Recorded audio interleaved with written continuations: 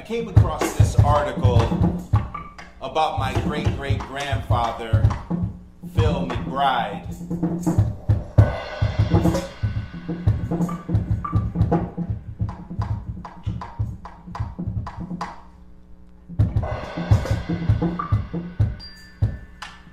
It was in the Memphis Daily Appeal,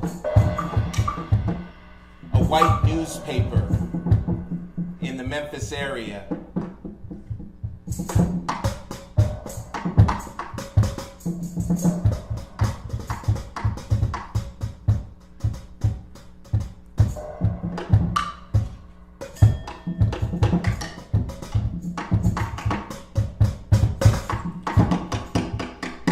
It was from August 28, 1872.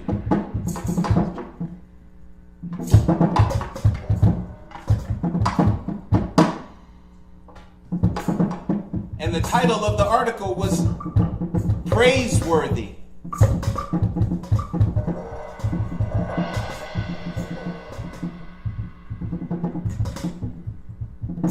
An intelligent and prompt Negro. A railroad disaster averted.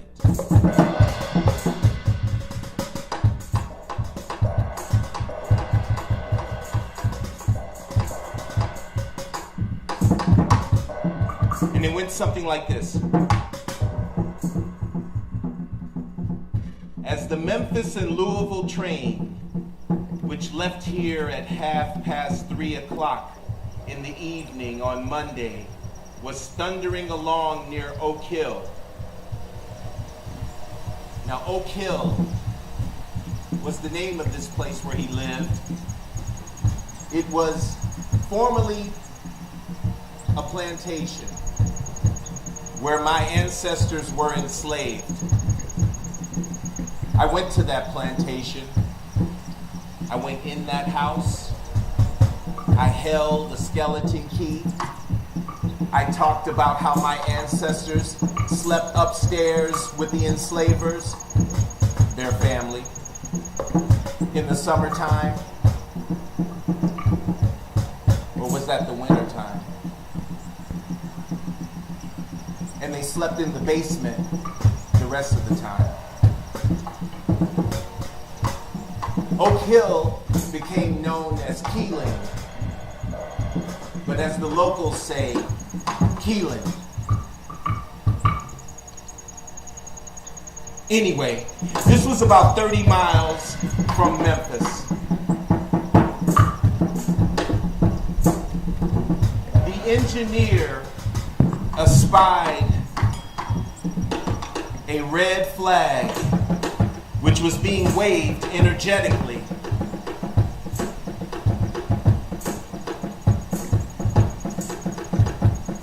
Across the track.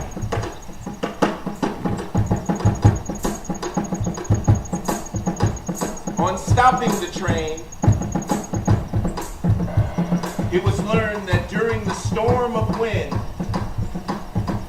which had just before taken place, a tree had blown across the track. A Negro named Phil McBride had set to work manfully to chop the tree away.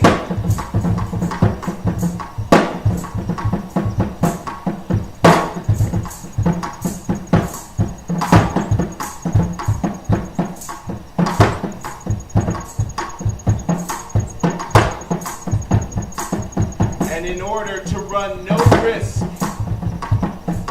of accident, sent another Negro down the track with a baby's red flannel petticoat. That petticoat belonged to, as one other paper said, his wife's heart jewel, their baby, nearby.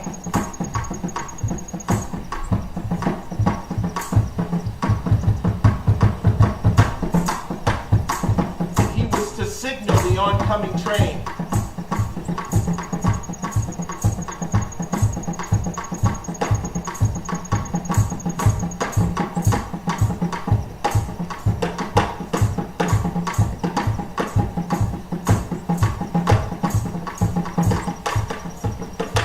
The tree was beyond a short curve in the road.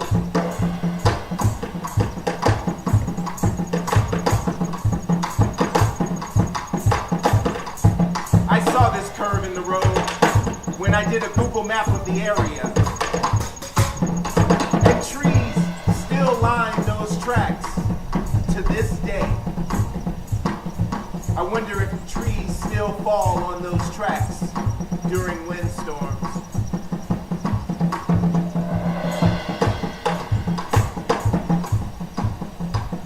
It goes on to say, if it had not been for the prompt action of the Negro, Phil McBride, the train would have dashed on it at full speed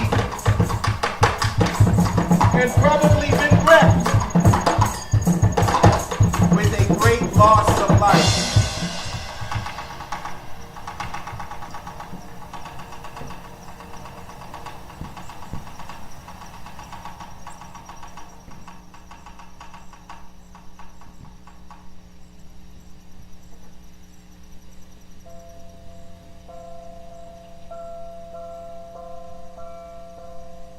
The train was in charge of that prince of conductors, Captain Bob Lawther, whose good fortune in escaping smash-ups and always being on time is proverbial along the road.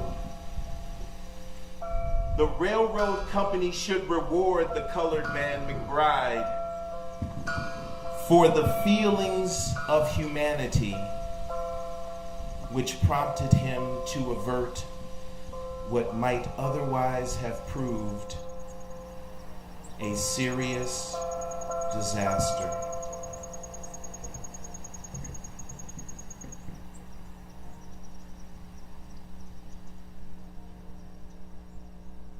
My great-great-grandfather, Phil McBride, who was sold at least once into enslavement at the age of 16 for $650. He came from Missouri down to Tennessee and was bought by a man named George McBride, who taught him how to be a carpenter and eventually a blacksmith. He fathered many children with many women, including my great-grandfather, George McBride. I only have this photo and that bill of sale until I found this article on the Library of Congress. I found this article in August of 2022, almost 150 years to the date of when it happened. I have been immersed in trying to uncover my family history ever since I became friends with a man whose family enslaved my family in late 2018.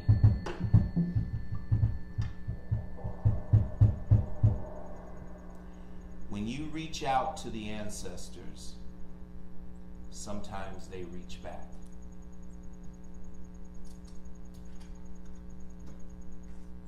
I learned that my great-great-grandfather was a man who was helpful, who was intelligent, who was prompt, who was a leader.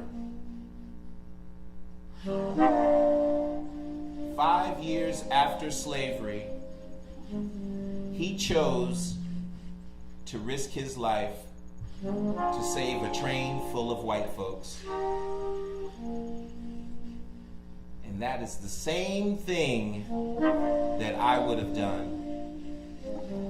And in that act, I knew that I was from him. I knew where I belonged. I could hold my head up high.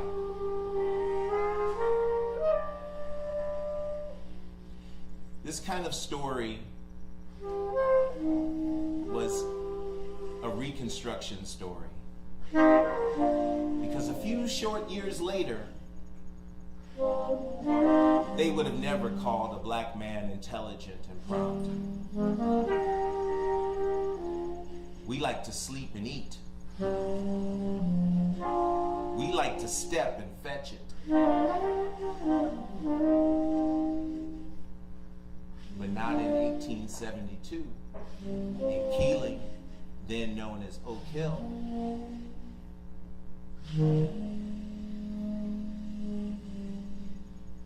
My great-great-grandfather was praiseworthy.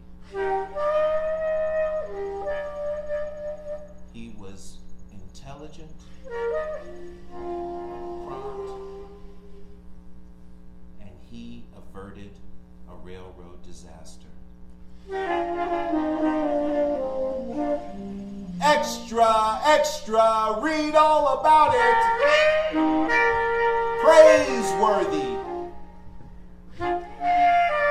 Extra, extra, read all about it.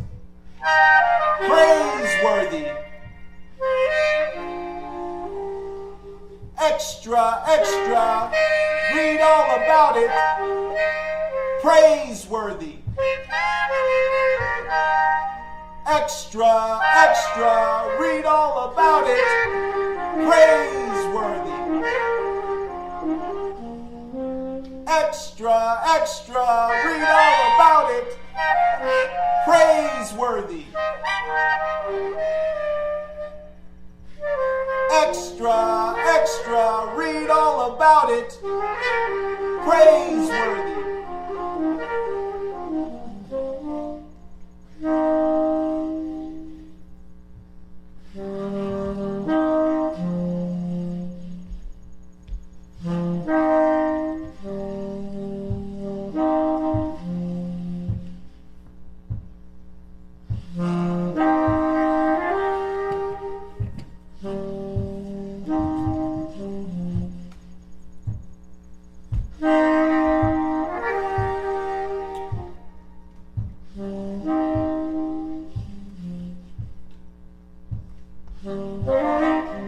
Extra, extra, read all about it. Praiseworthy. Extra, extra, read all about it.